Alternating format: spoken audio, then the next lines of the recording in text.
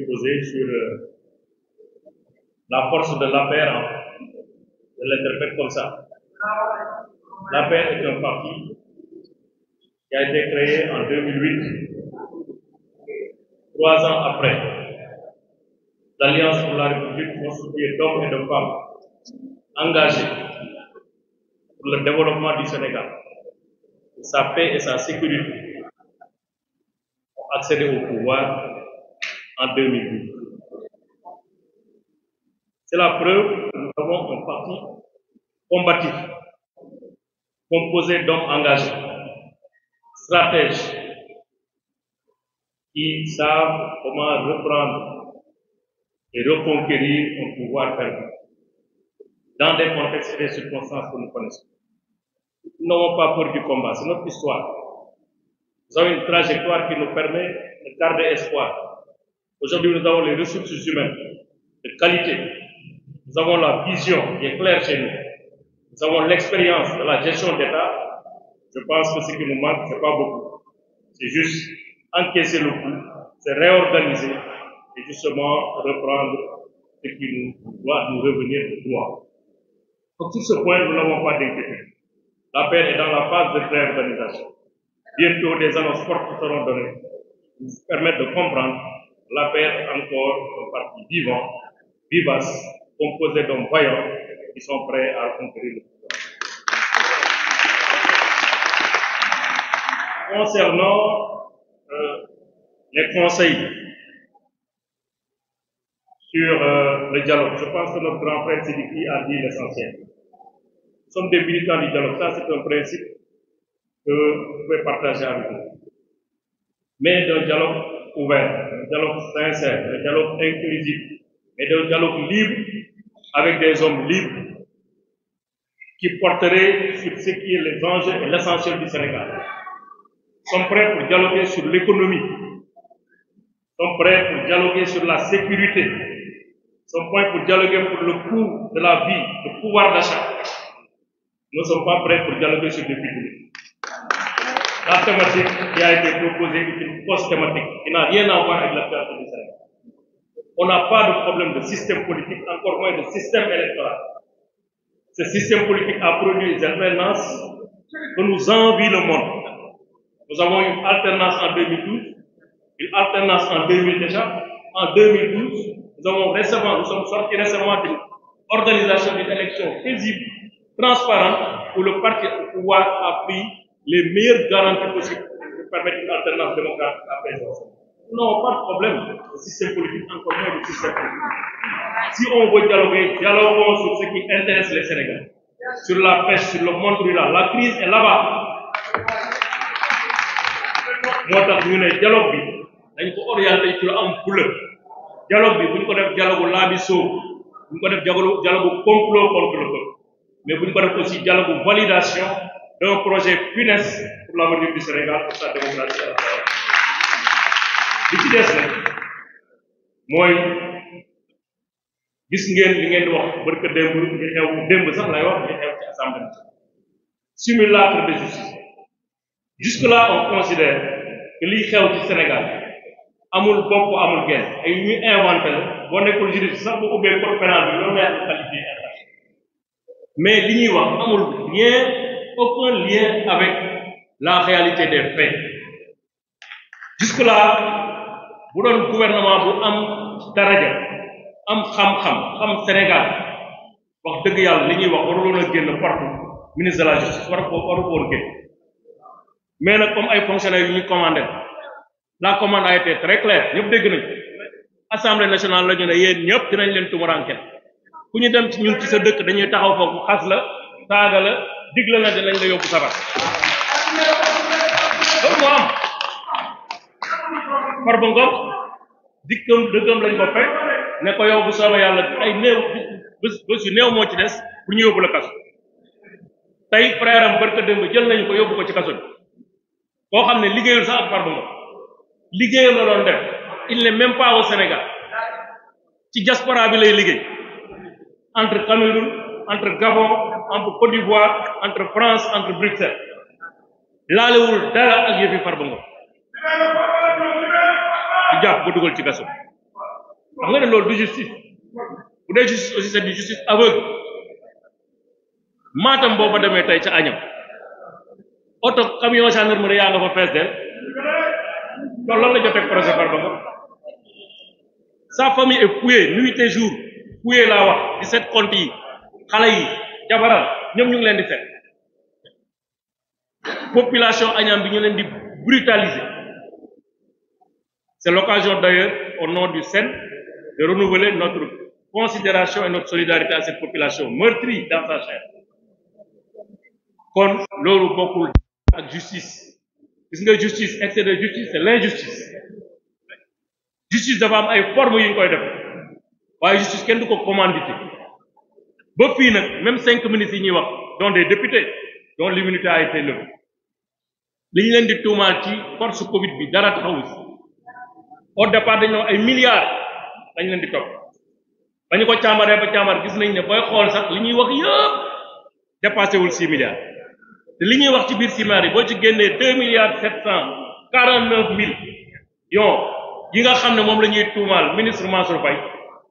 ak ay ñoño ak ay opérateurs économiques yoo xam ne laa la ñu dara ci yëf moo tax ay du yem ci bopp borom dugal nañ ci ñoo xam ne wóor na leen ne ñii seen yoon nekk mais ils sont obligés dugal leen ci pour des faire-valoir ñu ne dafa am surfacturation code pénal bi maa ngi wax juriste yëpp Sénégal dañu dem xool code pénal article 1 ba fin fu ñu ci gis surfacturation comme infraction amul ñu jënd ceeb bi ci prix boo xam ne prix ceeb toogul benn place loi bi gouverner commerce ci Sénégal 1994 la ñu ko voté boo demee ci article 43 loi boobu di nga gis ne prix yi dañu libre Sénégal loi boobu 94 dama ne article 1 les prix sont libres et sont fixés suivant les lois du marché ñu def loi boobu ñu koy doxal ba fii ku xool loi boobu di nga gis ne 2013 ba 2012 am na ceeb fu mu toll woon am na fu mu yëg bi ñuy ñëw ci Covid bi ceeb dafa jógee 2013 ci prix yëg si 2020 ci prix boo xam ne ministre bi ci boppam moo ko fixé Mansour Faye na man du ma yem ci loolu certes am naa droit def marché de gré à gré waaye nag man damay def appel à concurrence pour que lu Sénégal mën a gagné ci yëf yi ñu gagné ko ñu def appel à concurrence ay sénégalais juddoo fii am ci seen entreprise ñëpp xam leen ci jaay ceeb ak suukar ñu def seen appel d'offre ñu confier leen appel d'offre fan ngeen fi mës a gisee surfacturation ci appel d'offre lan mooy surfacturation ci appel d'offre ñu def marché public ñu jël décret boo xam ne wala arrêté ministre boo xam ne 2013 la ko ministre bi jël loi bi nee na arrêté ministre du commerce pour fixer ay prix wala homologuer ay prix mënul dépasser ñaari weer wa ilaa bu ñu ko renouveler doot ko ñu mën a renouveler dul yeneen ñaari weer muy ñeenti weer ñu jël arrêté boobu nga xam ne moo fixé prix yi en 2013 di ko appliquer ay prix yu 2020 xam nga ñi jàngul école sax xam nañu ne loolu yenuwul man te même remarque boobu ñu leen defal ci ceeb bi moom lañ defal ci sucre bi génne nañ ko ci sucre bi bàyyi ko ci ceeb parce que il leur fallait simplement avoir quelqu'un qui est dans l'entourage du président Mansour Faye comme ñuy wax Amadou Sall et cetera et cetera et cetera mais ñoom ñu leen donc 6 milliards boo ci génnee 2 milliards 700 defe naa 2 milliards ak nga jël 1 milliard 120 millions ci rapport bi ñu tuumaal ko ministre communication ak culture ñu andil leen ca Cour des comptes 2023 andil leen ca police 2023 ay carton justificatif parce que ñoom dañ ne justificatif moo amul kii ay carton lañu leen andi Cour des comptes ci boppam am na rapport bu fa nekk bu ñu ko weddee ma génn rapport nee nañu affaire ministère de la culture ak communication moom jaratul dara parce que loolu ñuy wax jeex na xanaa on 1 milliard 120 millions fekki ne 2 milliards 749 millions terewul communicateur traditionnel yi ci même dossier bu ko nekkoon ne léegi fii dara amatu justificatif bi jot nañ ko terewul ñu leen di solo di leen laaj xaalis boo duggoon ci juge d'instruction bi ci bureau bi dafay mel ni marché Sandaga ñuy waxaale di compter naan bii justificatif bi baax na bii baaxul bii baax na bii baaxul bu mu jug ñu yem ci 4 milliards xaalis boo xam ne ñu ne justificatif moo tax ma ne Cour des comptes IGE magistrature ENA bii war nañu xoolaat bu baax a baax a baax ni ñuy fonctionner war nañu xool bu baax a baax aussi les tours extérieurs yi ñuy def yàq na lu bari ci élitisme organisme yooyu nga xam ne c'était des organismes d'élite parce que ku mënul xam lan mooy infraction mënoo xam justificatif dans une opération de dépense publique la fan la yem ak fan la commencé jàpp naa ne yow mii sa njàng war nañ ko fan dépense publique ñaari étape la am yu majeur la phase administrative bi nga xam dañuy engager dépense bi ba liquider ko ordonnancer ko mooy les 3 phases administratives de dépense bi la dernière phase c'est la phase de paiement qui est la phase libératoire bu ñuy xool dépense publique dañuy commencer ci engagement bi yem ca paiement ba lu après paiement ba jéggi nga li ngay seet après paiement dans une scène de dépense publique jéggi nga li ngay seet seetatoo dépense publique yaa ngi seet leneen mu ngi mel ni fonctionnaire bu ñu fay xaalisam léegi nag yemuñu ci fay ko xaalis mais dañuy dem xool ndax utiliser na ko këram fay na ci loyer lekk na ci ceeb jënd na ci kii fay na scolarité lu ci sérieux donc la dépense publique justificatif dépense publique c'est en amont du paiement pas après le paiement parce que c'est le paiement qui est libératoire or tous les justificatifs des paiements qui ont été faits dans ces dossiers ont été apportés donc 1 milliard bu fekkee 2 milliards fekkee waat léegi 1 milliard jeex na lan moo fa dese ñaari ministère ñu ne ministère bi nga xam mooy mine suñu sœur Sophie Gladima yoroon dañ ko war a toppee 119 milliards 119 millions xam 119 millions yoo xam ne marché la bu ñu exécuté marché bi livré les preuves à l'appui ñu continuer quand même di leen topp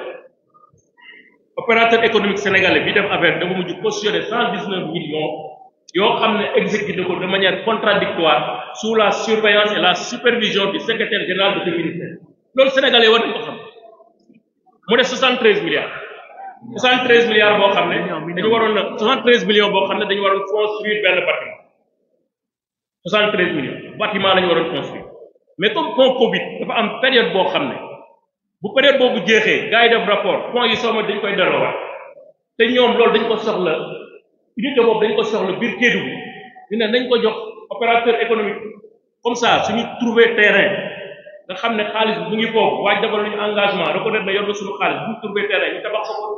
parce que unité boobu waruñu rëcc depuis des années ministres yu ko jaar ñu ngi programme pour am unité boobu unité gravimétrique par chance am nañ xaalis bi d'accord nañ ko jox opérateur c'est vrai l'État paye après service fait mais fond Covid ak bi ñu ko defee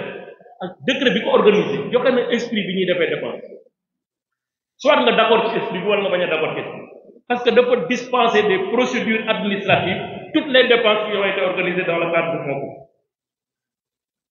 ki yore xaalis boobu nee na man d'abord 119 millions yi preuve baa ngi nii depuis 2023 ca police la ko waxee 73 millions yi xaalis baa ngi nii soo leen bëggee léegi ma jox leen ko soo leen bëggee ngeen xool mais loolu ban infraction la am ban infraction la am ñu ne ministère développement industriel 2 milliards 500 millions boo xam ne defar na ay mas fay na xaalis ñëpp gis nañ ne fay na xaalis xam nañu koy topp da nga def ay paiement en espèces ñu invoqué benn disposition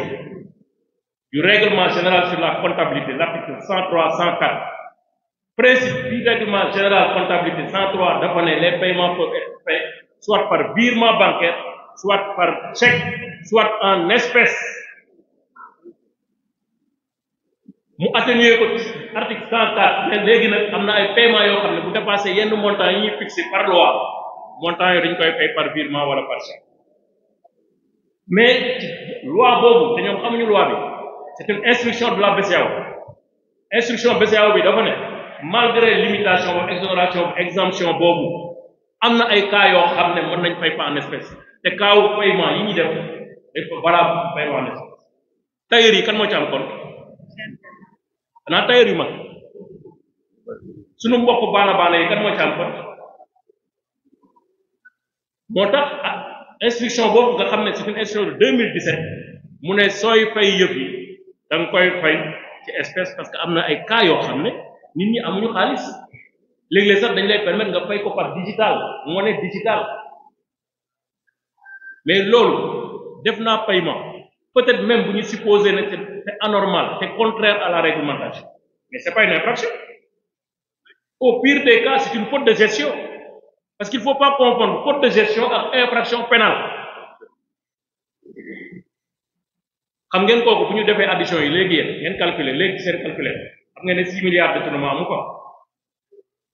Je peux donner le témoignage ici devant mon grand frère Sidi président Macky Sall bi mu joxe affaire ba pare xam lan la def dafa am commission d'audit et de contrôle bu mu teg en place dirigée par un général des forces armées. Commission boobu c'est une commission paritaire où il y avait les ministères concernés qui sont représentés, mais il y avait la société civile, il y avait les forces vives, il y avait des imams, il y avait des hommes d'église, il y avait l'Assemblée nationale, il y avait le Conseil économique et social. ñoom ñëpp ku ci nekk da nga yónnee say nit ñu dugal la ci commission boobu. La commission là a fait un audit sérieux. Rapport bi c'est disponible, on n'en parle même pas. moo tax yii ñuy def ñu yëbi caaxaan mu des nag beneen mbir moo xam ne sunu frère Pape Malick wax na mooy budget état bii ñu naan waaw dañuy trouver ay fonds fii dañuy xool ay compte fii dañuy fale parce que démb am na ku ci wax benn guñaatee la xam ne amul benn personnalité kenn xamul bu mu jógee di tuumaal encore président Macky Sall te ay wax yoo xam ne amul bopp amul kenn bi ko UG bi di seet ñaari fan muy làq ci loolu la tey gis naa ne nee na waaw moo waxul loolu waxul ñëpp gis nañ li mu wax mais loolu génnewu ko ci na dem wuy ji justice parce que nag dañu ne ñun loolu bokk na ci disposition yi jël ñun duñu xeexu mbedd am na ko wax léegi parce que da ngeen dem dans la rue wala xaw a insidier non bu ko jaree dinañ ko def mais nag suñu xeex ñun xel la suñu xeex xam-xam la suñu xeex suñu arme yar la ak teggi ak préserver yi nga xam ne ñun ñoo ko wala benn ko moo tax man li ma gëm j'ai espoir que assemblée nationale comme def nañ ko boîte postale maanaam léegi moom lu ñëw rek romb jaar amuñu benn responsable ci assemblée nationale poussé gëm naa ne bu ñu demee ci commission d'instruction yi nga xam ne ay magistrats ñoo fa nekk ay juges ñoo fa nekk ñu xool seen diggante ak yàlla ak seen borom xool seen diggante ak Sénégal ak li Sénégal def ci ñoom ba ñu ne te gënuñu kenn dàq ñoo jàng kenn xool seen i njaboot ak seen i doom ak seen ëllëg suba parce que Sénégal loo fi def dafiy tey na ko yaa fi defoon ñu jël exemple ci conseil constitutionnel pour que démb ni mu taxawee jël exemple ci cour suprême ni mu taxawee jël exemple seen nawle cour CEDEAO ni mu def ba nga xam ne lii ñuy def nii bëgg ko def toroxal ay doomu aadama ay universitaires de très haut niveau de renommée internationale comme sunu frère Ismaïla Madior ñu war ko taxal rek ay 50 millions parce que kenn moo ñëw jógee fële amoo xamoo dara dem waxtaan ak sa nit ci réer ne ñu ne la tuumaalal diw yàqal daram nga tuumaal ko yàqal daram après ñu ne dañ la yóbbu cour de justice cour de justice c'est pas pour rien que depuis ñu créé ko ba léegi ñaar wala ñetti procès fa parce que c'est des faits d'une certaine gravité avec un impact d'intérêt national mooy tax ñu yóbbu la ko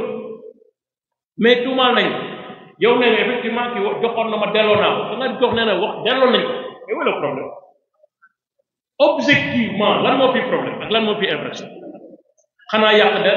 ak jaay doole parce que peut-être ils en veulent à Ismaïla pour avoir été ministre de la justice taxaw nag taxawaay boo xam ne ku gëm Sénégal gëm sa bopp bokk ci mbir ñu bëgg a Sénégal def ko ci loo xam ne kenn mësu ko gis da nga taxaw bi nga war a taxaw loolu la Ismaïla def moom le ministre de l'intérieur defoon moom le ministre des forces armées def moom le président daal digle sous la direction du premier ministre loolu mooy Sénégal parce que état nag bu ordre jeexee foofu état bu insécurité amul kon état amul ko on garantit l'ordre la discipline publique et la tranquillité loolu mooy état d'abord ensuite leneen soog ci teg te li xewu Sénégal ñëpp xam nañ li ko andi ñëpp xam nañ ñi ko sooke moo tax barka dem ñu bëgg a bërëxlu ci loi interprétative def nous on va être là comme des vigies et on déposera des plaintes on poursuivra qui de droit partout même bu ñu ko mën bi poursuite nañ ko def ci fi ñu ko war a defee ci CEDEAO ak les autres cours de justice parce que loolu mooy dëgg tappale yooyu nag moo jeex Sénégal en face ils auront une opposition responsable une opposition à l'écoute des doléances de la population, une opposition qui sera là pour une alternative. On espère, comme ni ko xale yi di waxee mos dem jàpp nañ ne xam naa ne d'ici 2029 moom ñi nga xam ne ay apprentis lañ ñu abal Sénégal retrouver waat son lustre d'antan Sénégal bu bees Sénégal boo xam ne day dem ci kanam Sénégal boo xam ne dañ koy tabaxaat comme ni ñu ko tabaxee ba yegg si bëgg Sénégal boo xam ne yar ak teggin ak fula ak fayda ak xam-xam dafay prévaloir ci tout. Maa leen di gërëm di leen sant. Asalaamaaleykum.